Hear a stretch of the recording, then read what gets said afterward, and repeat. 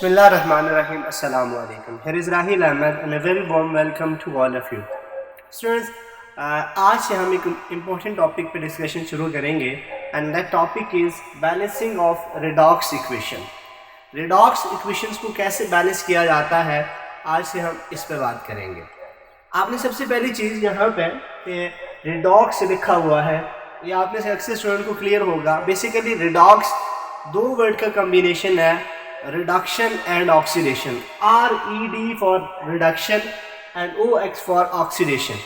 तो redox equations या redox reactions ऐसे रिएक्शंस को कहा जाता है जिनमें ऑक्सीडेशन भी हो रहा हो और रिडक्शन भी हो रहा हो. ऐसे रिएक्शंस जिनमें साथ ही साथ ऑक्सीडेशन रिडक्शन दोनों हो रहे हों, उन रिएक्शंस को हम क्या कहते हैं? रिडॉक्स रिएक्शंस या रिडॉक्स इक्वेशंस. अब रिडॉक्स इक्वेशंस को बैलेंस कैसे किया जाता है, उसके लिए दो मेन मेथड यूज किए जाते हैं. एक होता है हाफ रिएक्शन मेथड और एक होता है ऑक्सीडेशन नंबर मेथड. तो दो सिस्टमैटिक वे यूज किए जाएंगे. आज के इस लेक्चर के अंदर हम फर्स्ट पे बात करेंगे, ठीक है, by oxidation number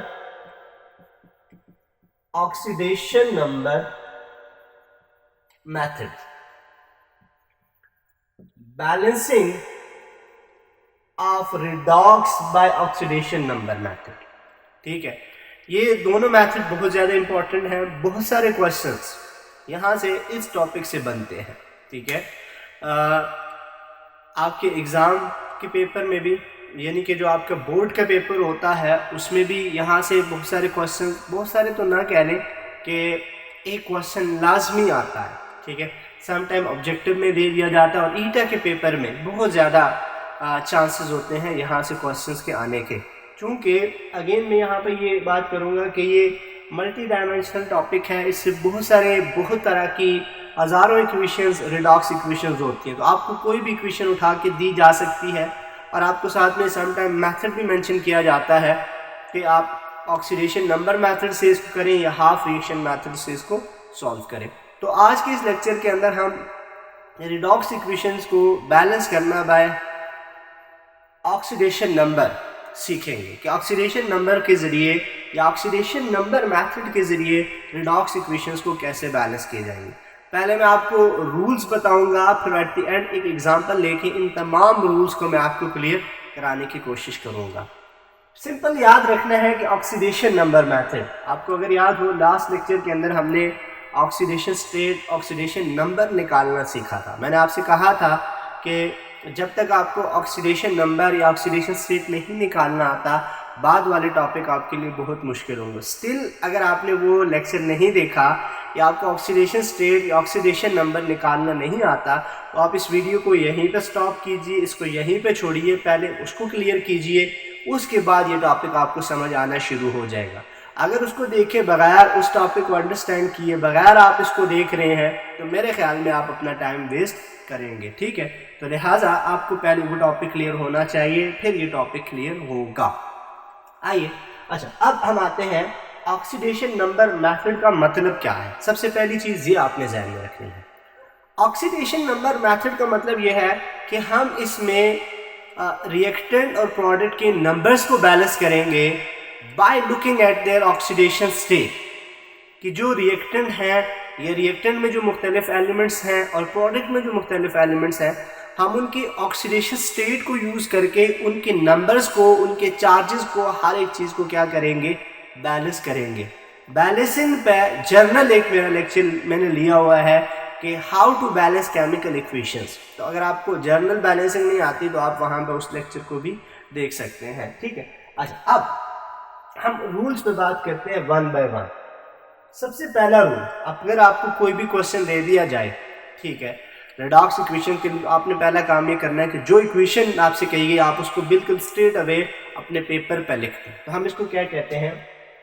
right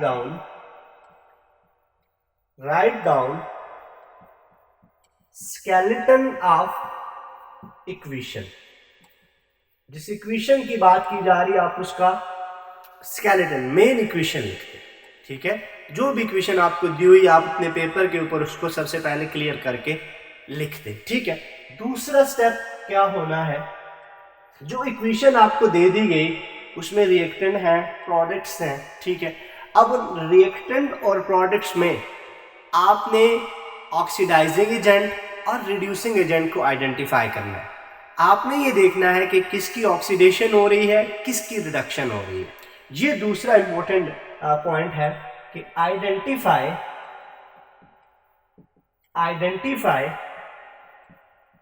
oxidising and reducing agent.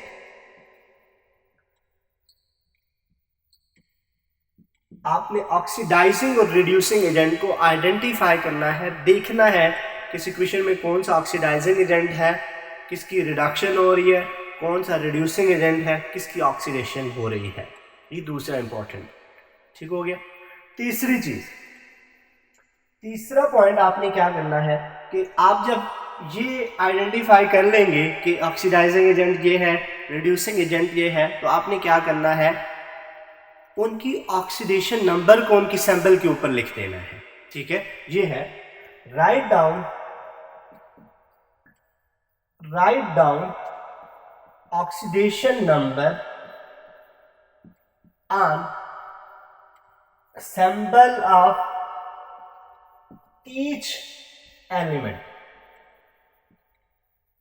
Her element की सिंबल पे आपने उसका ऑक्सीडेशन नंबर लिख देना है। जो भी उसका ऑक्सीडेशन नंबर है, यानी कि जो भी उसकी ऑक्सीडेशन स्टेट है, उसकी सिंबल के ऊपर आपने उसको मेंशन कर देना है। ये तीसरा स्टेप हो गया, ठीक है। नंबर 4, चौथा स्टेप आपने क्या करना है कि आपको ये बात भी क्लियर होगी कि कौन ऑक्सीडाइज हो रहा है, कौन रिड्यूस हो रहा है, ठीक है। अब यहाँ पे एक और चीज़ आपने जहन में रखनी है कि सम टाइम रिएक्शंस में कुछ रिएजेंट ऐसे होंगे कि जो ना ऑक्सीडाइज हो रहे होंगे ना रिड्यूस हो रहे होंगे, तो उनको आपने नहीं छेड़ना। आपने ऑक्सीडाइज, देखिए मैंने आपने पहले कहा रिड्यूसिंग और ऑक्सीडाइजिंग एजेंट को देखना है। जो ऑक्सीडाइज या रिड्यूस नहीं हो रहे उनको नहीं छेड़ना, ठीक है। और उन्हीं पे ही आपने ऑक्सीडेशन नंबर लिखने हैं जो ऑक्सीडाइज या रिड्यूस हो रहे हैं, ठीक है। तो चौथा नंबर या चौथा पॉइंट आपने क्या करना है, चौथा स्टेप आपने क्या फॉलो करना है, वो ये है कि जो चेंज इन ऑक्सीडेशन स्टेट या ऑक्सीडेशन नंबर आ रहा है उसको आपने with the help of arrow लिखना है, ठीक है। कि indicate change in oxidation number with the help of arrow। Arrow से मेंशन करना है कि कौन ऑक्सीडाइज हो रहा है, कौन रिड्यूस हो रहा है और किस स्टेट से किस में जा रहा है।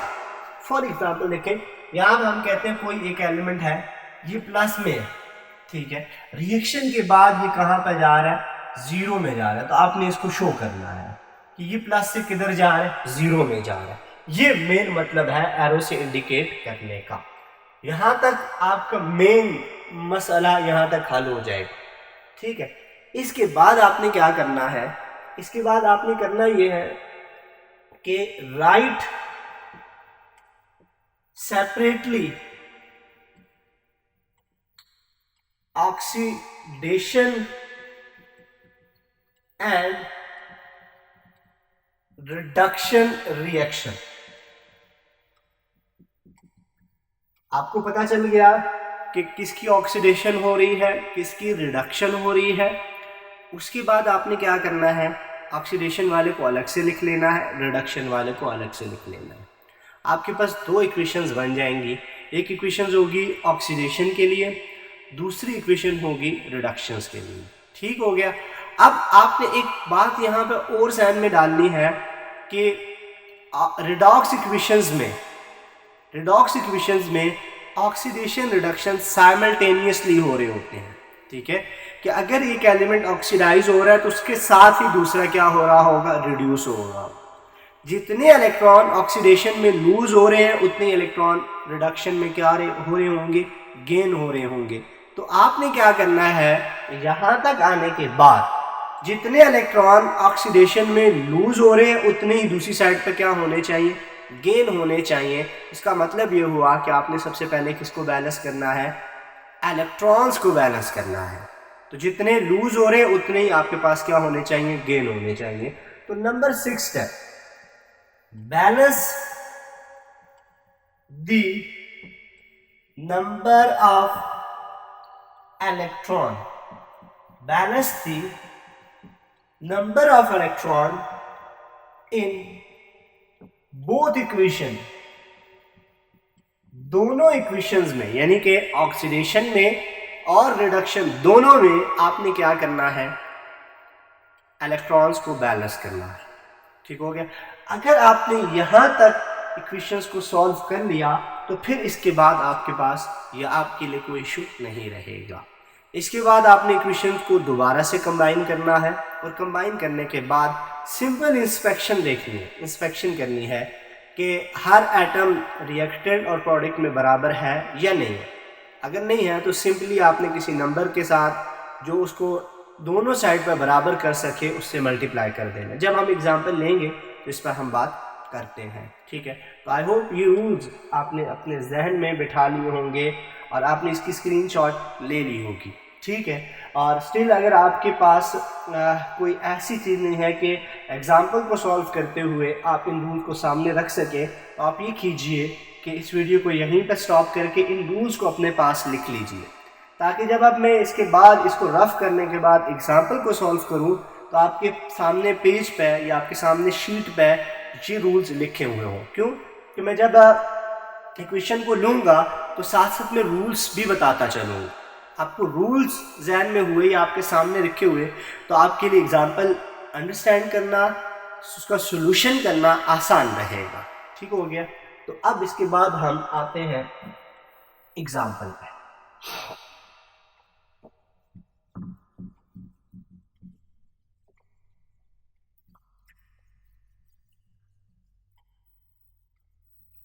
अच्छा,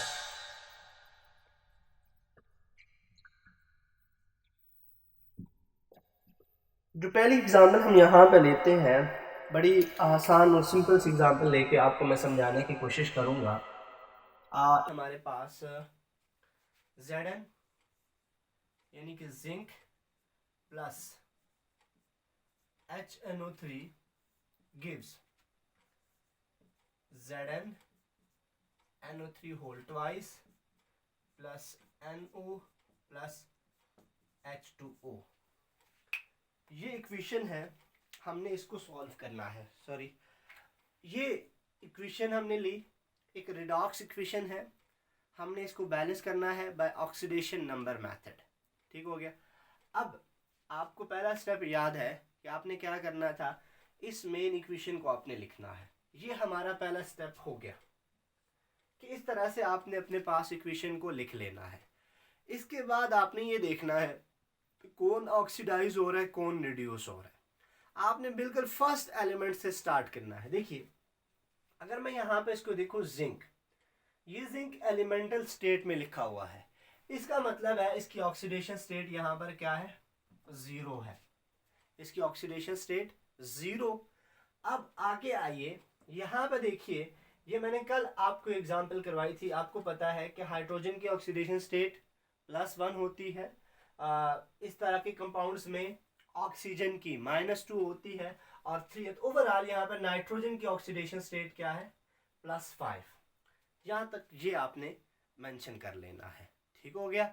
अब आगे आइए, अगर ये एक चीज याद रख लीजिए कि ये जो NO3 है, इस एक ग्रुप के ऊपर होता है -1 चार्ज। ठीक हो गया। तो अगर आप यहाँ पे देखें, ये एक और ये दो ग्रुप हैं, तो इसका मतलब है इस पे ओवरऑल क्या होना है, -2। तो इस -2 के साथ यहाँ पे इस पे क्या होना है, +2 चार्ज। ठीक हो गया। अब यहाँ पे क्या था, 0, यहाँ पे क्या है, +2। ठीक हो गया। चेंज किसकी ऑक्सीडेशन स्टेट में आ गया, जिंक में। ठीक है, आगे आइए, यहाँ पे देखिए नाइट्रोजन। ठीक है, इधर ऑक्सीजन -2। ठीक है, नाइट्रोजन क्या हो जाएगा, +2। ठीक है, और यहाँ पे उसी तरह से -2 +1 2। ठीक हो गया। तो अगर आप इस इक्वेशन में देखें तो जिंक की ऑक्सीडेशन स्टेट में चेंज आ रही है, नाइट्रोजन की ऑक्सीडेशन स्टेट में चेंज आ रही है। इसके अलावा हाइड्रोजन और ऑक्सीजन की ऑक्सीडेशन स्टेट में चेंज नहीं आ रही। तो आपने क्या करना है कि सिर्फ उन एलिमेंट्स की ऑक्सीडेशन स्टेट को लेना है जिनमें चेंज आ रही है, जिनमें चेंज नहीं आ रही उसको आपने नहीं छेड़ना। ये दूसरा स्टेप था। तीसरा स्टेप हमारे पास क्या था, आपने चेंज इन ऑक्सीडेशन स्टेट को एरो की मदद से लिखना था। ये एरो की मदद से मेंशन करना था। देखें सिंपल, ये किधर जीरो से किधर जा रहा है, इधर आ रहा है ना, तो इसका मतलब है ये जीरो से +2 में जा रहा है कि उसकी ऑक्सीडेशन स्टेट में क्या आ रही है, इंक्रीज आ रही है। तो हम ये कहते हैं कि it is oxidation, this is oxidation reaction. ठीक है। और अगर आप देखें +5 से किधर जा रहा है, +2 में। यहाँ पे इसकी चेंज नहीं है, यहाँ पे। ठीक है। तो आप इसको यहां से लेकर किधर मेंशन करें, यहां पे। ये क्या है, +5 से +2, दैट इज रिडक्शन। तो ये कौन सा रिएक्शन है, दिस इज रिडक्शन रिएक्शन। तो ये दो रिएक्शन आपके पास अगेन क्लियर हो गए। अब पांचवा स्टेप क्या था आपके पास, इन रिएक्शंस को आपने अलग अलग से लिखना है। एक आपने ले लेना है, पहले ले लेंगे ऑक्सीडेशन जिंक, बाकी कुछ भी नहीं लिखना, जो एरो के ऊपर आ रहा होगा। ठीक है, जिंक ये। ठीक है, this is what, this is oxidation. ठीक है। और दूसरा क्या है, रिडक्शन। HNO3 किसमें जा रहा है,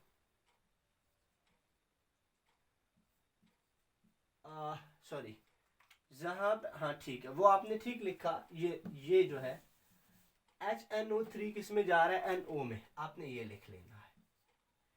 क्लियर, ठीक हो गया।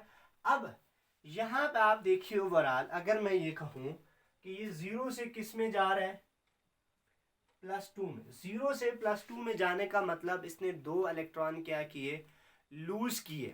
तो इसका मतलब है ड्यूरिंग दिस रिएक्शन या दिस ऑक्सीडेशन 2 इलेक्ट्रॉन उधर से क्या हुए, प्रोडक्ट में आए और क्या हुए, लूज हुए। यानी कि ड्यूरिंग ऑक्सीडेशन रिएक्शन, ये रिडक्शन है, ड्यूरिंग ऑक्सीडेशन 2 इलेक्ट्रॉन लूज हुए। और अगर यहां पर देखूं +5 से किधर जा रहे हैं, +2 में। तो +5 को +2 में करने के लिए हमें क्या नजर आ रहा है, इसको 3 इलेक्ट्रॉन क्या हुए हैं, गेन हुए हैं।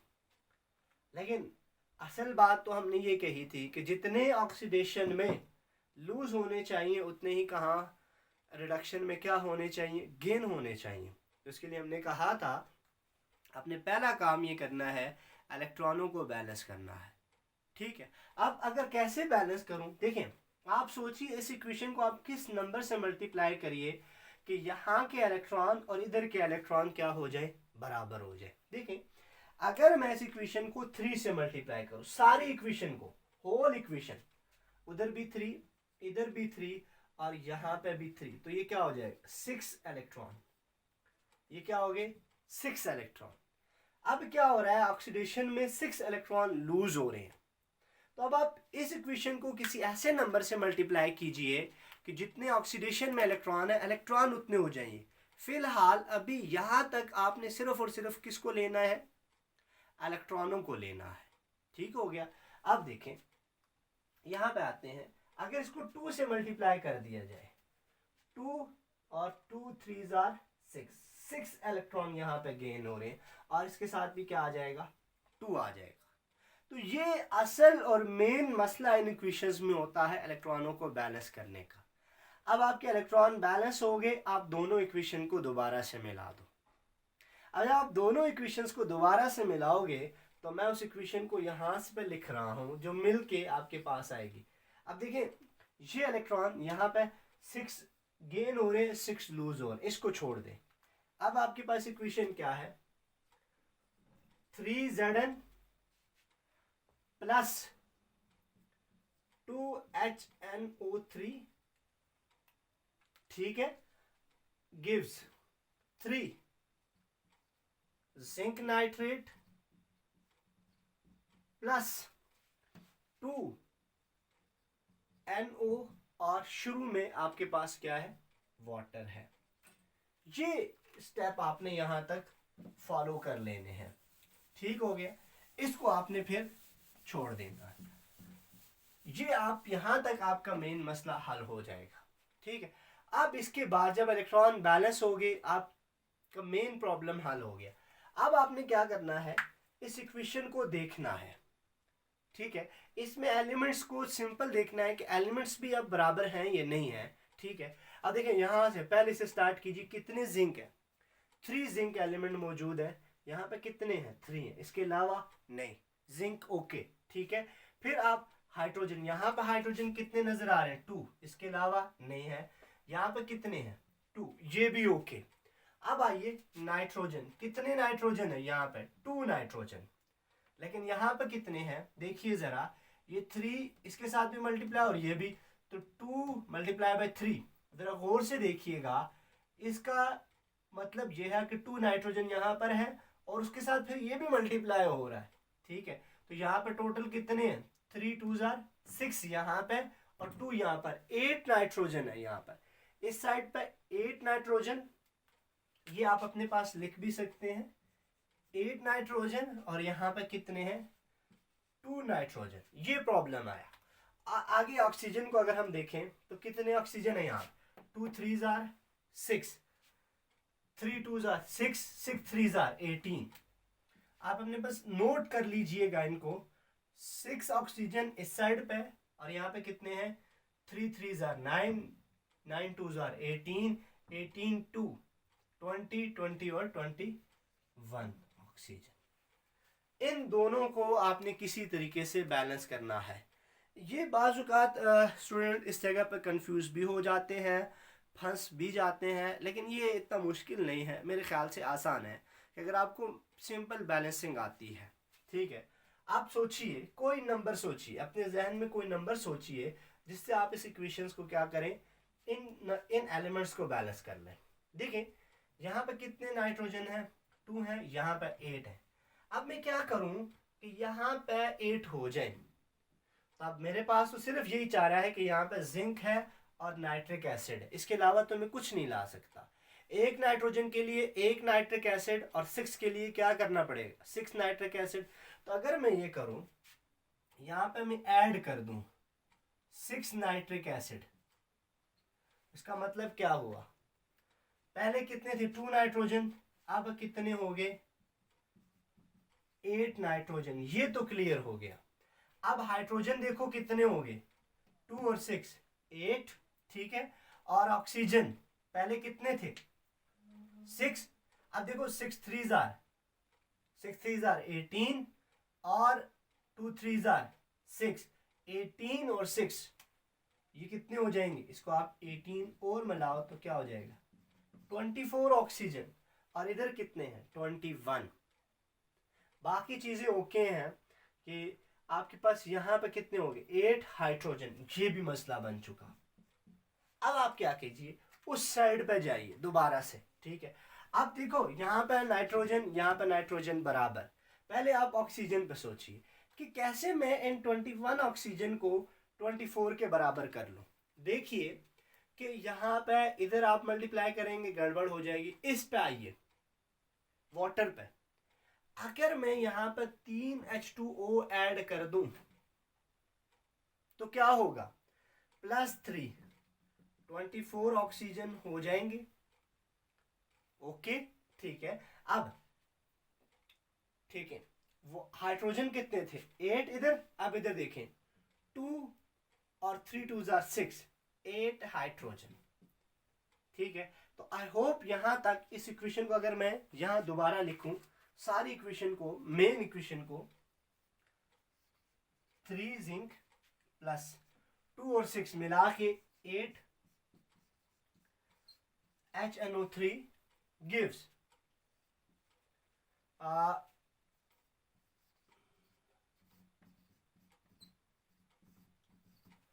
Plus 2NO plus 4H2O। तो ये इक्वेशन मेरे ख्याल से अब बिल्कुल परफेक्टली बैलेंस्ड है हर लिहाज से।